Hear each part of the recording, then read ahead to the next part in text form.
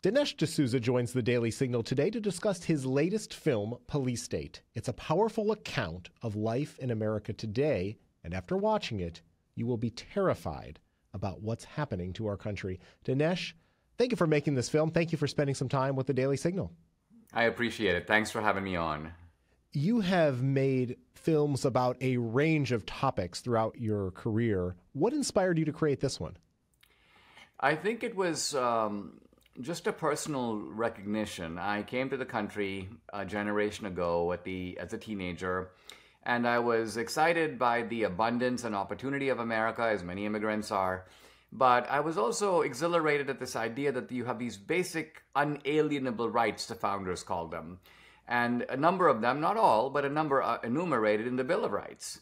So right to free speech, right to conscience or religious freedom, right to assemble, to petition the government for redress, equal rights and equal justice under the law. And so fast forward to now, and I looked around and I said, wait, not a single one of these rights is completely secure. And in fact, as we look around the world and look at the classic police states, North Korea, China, the old Soviet Union, and you ask what are their defining characteristics, things like mass surveillance or systematic censorship, ideological indoctrination in the schools and the media, the effort to go after political opponents and lock them up, the existence of political prisoners. So you go down this checklist and you realize again that a number of these features, to one degree or another, are now present right here in America. It's a very dismaying and alarming idea and very powerful one for a film to explore. In your review of how this happened here in our country, is this something that you attribute primarily to the current regime that's in office, or was it a slow erosion of these rights that happened over a period of time? I would say that there are three landmark events that are worth taking note of. One is the aftermath of 9/11, when a lot of police new surveillance powers were given to the government, admittedly for the purpose of focusing on Islamic terrorists abroad. Those have been later redeployed domestically against political opponents, a process that I think began under Obama but was rapidly escalated under Biden. The other two events worth noting are COVID and January 6th. So what these events have in common is that there's an exploitation of public fear and to undermine rights that would never otherwise be given up. So after COVID, suddenly it's like you can't freely assemble, you can't go to church. And after January 6th, you've got an insurrection, so we now have to expand the sphere of censorship. It goes beyond health issues. It now includes a discussion of the elections, and then later many other issues are added. So the pretext may vary. The rationale is different, but the movement is all in the same direction. It's toward a tightening of social controls and a jeopardizing of one right after another to the point where really none of them is completely safe. And while it seems that the left is certainly weaponizing government to achieve its ends, as you document in the film, it doesn't end there. Corporations and other aspects of American society have been encapsulated in this as well. What can an individual do about it? I mean, are there things that you want them to take away from your film that they should think about in their own life, the risk that they may now face? Yeah, the most important job of a film is to alert people that the situation is different than you think. Even on the Republican side, on the conservative side, there's a lot of complacency. People are sort of like the antelope or the wildebeest. They're grazing kind of placidly. And if I tell them, hey guys, there's a predator in the trees, they go, oh no, Dinesh, it's just the wind. Or, yeah, there's a predator, but he's not going to land on my back. So there's denialism. There's an effort to look away. We don't really live in the Reagan era anymore. And yet there's probably a sizable chunk of people right of center who are just kind of wishing we did. They're pining for that kind of kinder, gentler America. And as a result, they don't see that we've seen a gangsterization of our politics on the left. Now, you're right, some of it's in the government, but some of it also is in these kind of roving militias that the left is able to deploy. And these are guys who operate as if they're above the law. I mean, if you looked at those kind of Hamas-Palestine activists in the Cannon building, you look at their faces, there's not the slightest hint of fear. Hey, we're going to be rounded up. We're going to find ourselves in solitary confinement. We're going to be locked up for months awaiting trial. We'll be facing serious charges. No, they were like, we know that's never going to happen to us. We are, in that sense, above the law. And that's a good hallmark of a police state. You tell some incredibly powerful stories and personal accounts in the film. Can you share with us how you selected those individuals who you sought out and interviewed? I wanted to have two kinds of individuals in the film. The first is whistleblowers, informants, people who had direct and personal knowledge of how this police state started, how it developed, how it's organized, the architecture of it, who's in charge of it. And so that's the reason, for example, I teamed up with Dan Bongino. He's a former NYPD officer, a Secret Service agent. So this is really something he knows a lot about. And we have other, not just FBI whistleblowers, but whistleblowers from the DHS, the Department of Homeland Security, HHS, the Health and Human Services Department, the Air Marshals. I mean, it is amazing how many areas of government are penetrated by these sort of police state tactics. The other type of person in the film is ordinary guys kind of going about their life, and they come face to face with what Orwell calls the boot stamping on the human face.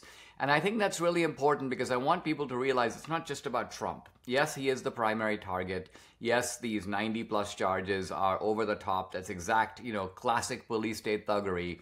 But it's not just about Trump, and it's not even just about the January 6th protesters. We have a section on January 6th, which I think casts a new light and gives new information about January 6th. But I also want to show that you've got people who are moms, who are involved in their kids' education. You've got pro-life activists. You've got traditional Catholics. You've got people just kind of doing their thing in their America, living out their American dream.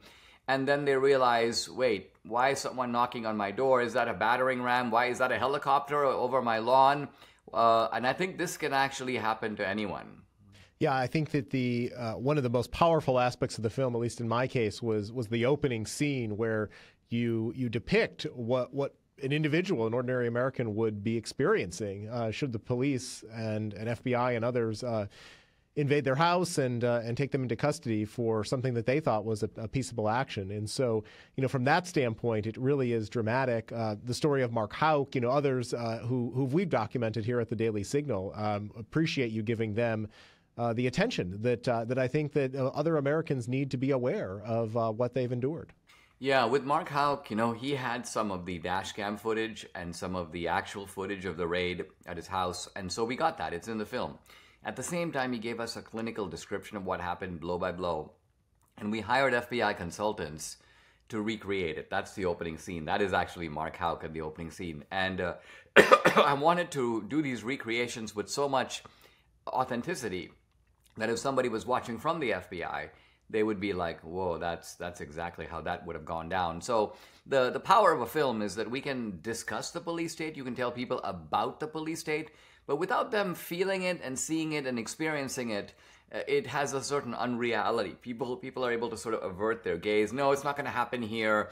We're so accustomed in America to thinking of a police state as a Stalin overcoat or a Hitler mustache that when a police state appears here in American accents and marching behind the banner of saving democracy and upholding the rule of law and fighting for truth against misinformation, it's a facade that is aimed at suckering people into believing that there isn't a naked brutality behind what's going on, but there is. Yeah, that's well said. You, in the film, you mentioned January 6th. It's a topic that I think many Daily Signal listeners are concerned about because they don't feel they have the full story. And there was this congressional commission that attempted to uncover the truth, and really I think we were left with more questions than answers at the end of the day. You mentioned that you cover new ground in the film. Without giving too much away, can you share with us about your interview with Julie Kelly and others who have been keeping a close eye on what is really happening with the January 6th political prisoners? So one of the things we do in the film is we uncover all this new detail that is really kind of disturbing and shocking. So, for example, we point out that there are air marshals today who have been assigned to follow people who flew into D.C. in the time period of January 6th. So let's say January 3rd through January 7th. Now, these are not people who went in the Capitol. They're not even people who went to the rally. If you went to Washington, D.C. for any reason, you could be a kid rejoining your dad for a weekend. You have an air marshal following you right now. And if you go meet your dad and your dad is sitting with your uncle could find himself on a list. This is kind of how this perverse system works. Now, with regard to January 6th, a lot of times when you have two radically different narratives, you have to ask yourself why that is the case. How is it possible? It's kind of like if you and I were to see an accident, we're eating at a cafe, and we give completely different accounts. You'd have to figure out why is it that we're both looking at the same thing, but giving such an opposed account. So I think the key thing with January 6th is to understand what is the root underlying premise. So the root underlying premise of the January 6th committee and of the left is that there was something going on in the Capitol that the Trumpsters desperately wanted to stop. And what was that? The certification of the election. And so that's the hidden premise. That is the assumption that makes everything else make sense. Now, let's say that that premise is wrong. Let's say that what was actually going on in the Capitol, and this in fact is true, is not the certification of the election, but the questioning of the election. Here's Ted Cruz. Here's a whole bunch of senators getting ready to challenge Arizona. They're getting ready to challenge Georgia, Michigan, Pennsylvania, all the swing states. Now, the Trumpsters had no motive at all to stop that. In fact, that's what they wanted to continue. Their whole point is we've had no real adjudication of the claim of fraud. And so the moment that those guys got in the Capitol, what was stopped? The process of the questioning of the election. That suddenly became moot. We have, I think, one of the Congressman Troy Nails, he goes, when we came back after the January 6th stuff, we just didn't have the heart of it. We were sort of deflated. And so we just decided we're not going to question the election.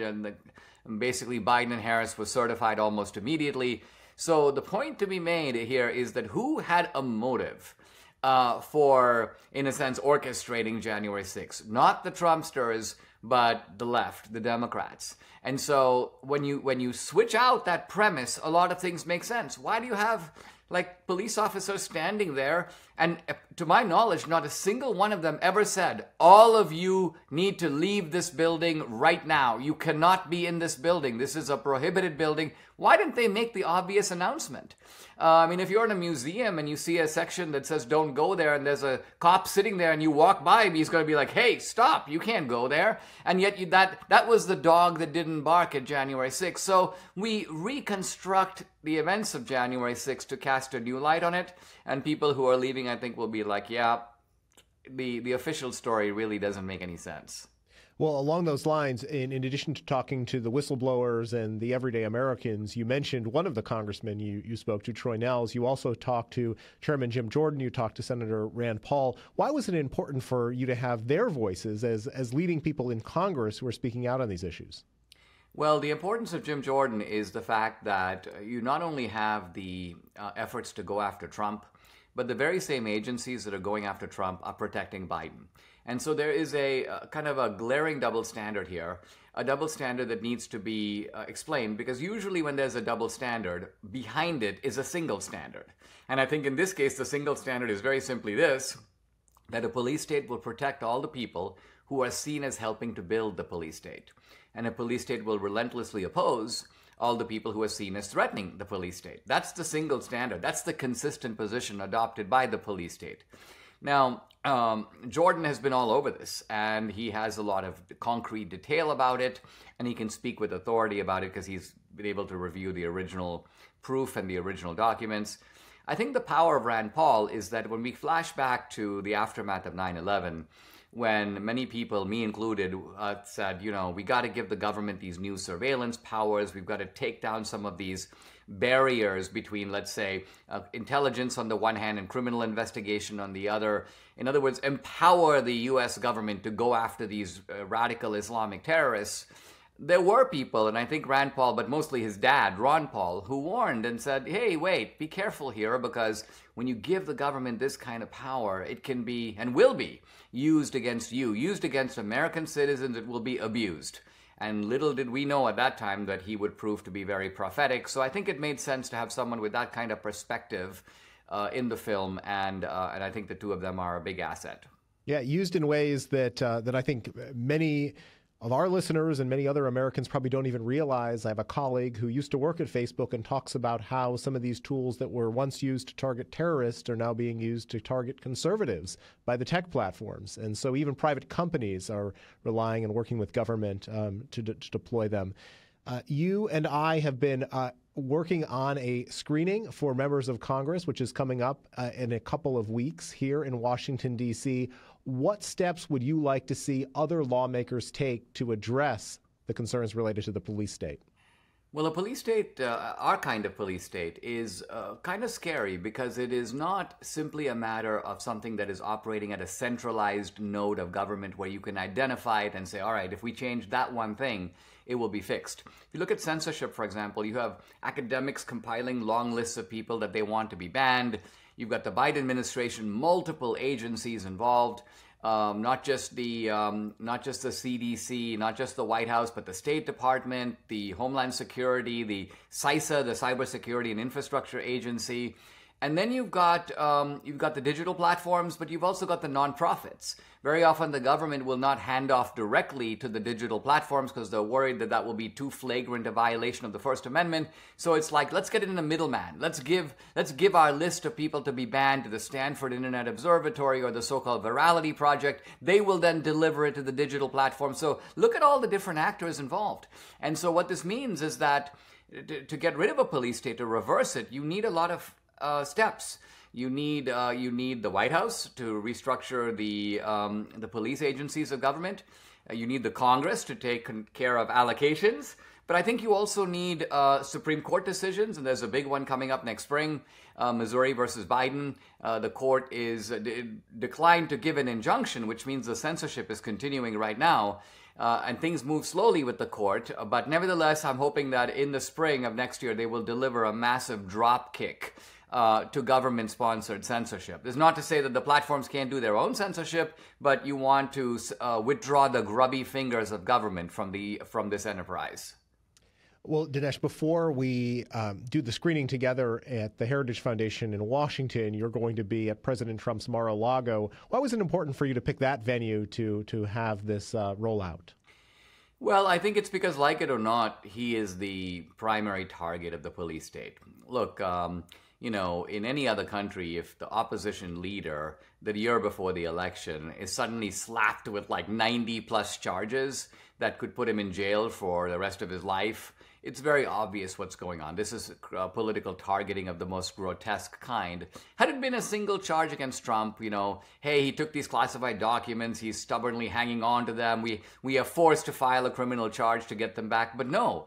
The fact that you've got, a shotgun approach, which is we'll get him in D.C. and if we fail, we'll get him in Florida or maybe in Georgia. If the federal doesn't work, we'll get him on state. And if the state doesn't work, the criminal charges don't work at all. Let's wreck his businesses. So this is classic police state thuggery. So it seemed appropriate to do our premiere at Mar-a-Lago. In fact, we did our premiere at Mar-a-Lago for 2,000 Mules as well. It's a beautiful location. So it has a lot of the kind of optics. People love to go there.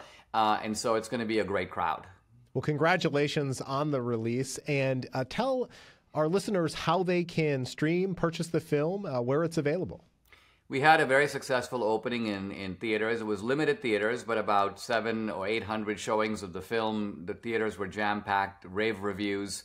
We then had a virtual premiere, which was watching online. And now the film is available on multiple platforms to stream it. So you can purchase it, you can stream it and watch it.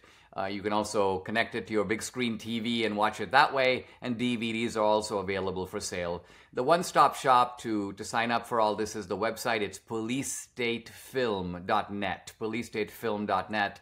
So that will take you to where you can buy the DVD or where there are 3 platforms that are streaming the film, so you can choose where you want to watch it. And Dinesh, as I mentioned earlier, you're the creator of several previous movies. You mentioned one of them, 2,000 Mules. How can people follow your work? Where is the best place to get more information about what you're up to? In social media, just follow me at Dinesh D'Souza. That's my handle on X. And I'm also on Facebook. I do a daily podcast, which is audio and video. And audio, it's on Apple, Google, and Spotify. Video, it's on YouTube and Rumble. but I would recommend starting with the film. I'm very proud of this film. It's perhaps my most cinematic work and also my most urgent call to action. I've sort of likened myself to the animal that is warning the herd that, hey, we're in danger. We need to take protective action. And so policestatefilm.net is the place to start. Well, as somebody who's watched it, I can attest that it is beautifully done. It is, as I mentioned earlier, terrifying to watch because it is something that we're experiencing right before our very eyes. And I think all Americans need to take notice of what's going on. And so, Dinesh, thank you for spending time with the Daily Signal. I look forward to hosting you and your team at the Heritage Foundation for our screening in a couple of weeks. Awesome. Looking forward to it.